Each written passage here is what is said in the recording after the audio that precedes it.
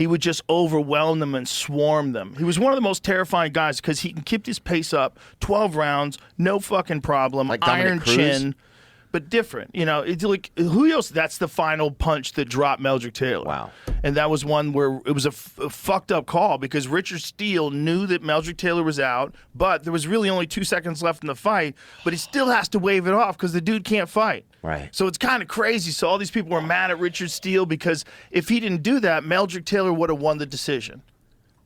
So he stops the fight with like 2 seconds to go. How many seconds was it when he called the fight off? I don't think I'm exaggerating when I say 2 seconds. Might have been 5 seconds. And what would you do in that situation then? Well, he's doing the right thing. The referee is there to save the fighter. If he takes one more punch in those 2 seconds and that one punch kills him, Right. that's him. It's on him. 17 when he went down. So 17 he goes down. Well, so let's see what happens. So he gives him the count, which is a standing 8 count, and then he looks at him and he asks him a couple of questions. Give me some volume. So look, he's not looking at the clock. He's looking to save this guy. But look at him. Look at him.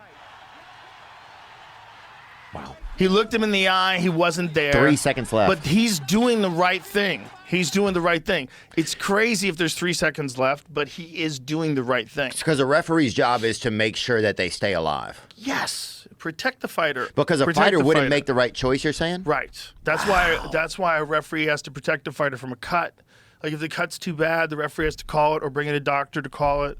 There's some times where the referee, it's a judgment call, and sometimes they get it wrong because they're human.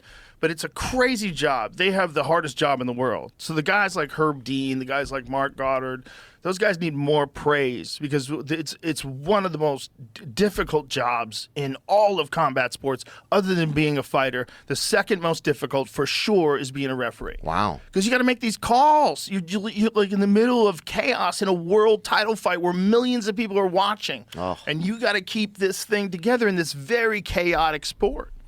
That would be so tough. Yeah, I wonder, what are the requirements to be a referee? Like how much, like to be one of those, like Mark Goddard or... Well, there's courses you can take. I know Big John McCarthy was very instrumental in educating people. Herb Dean's very instrumental in doing this. There's a lot of these guys.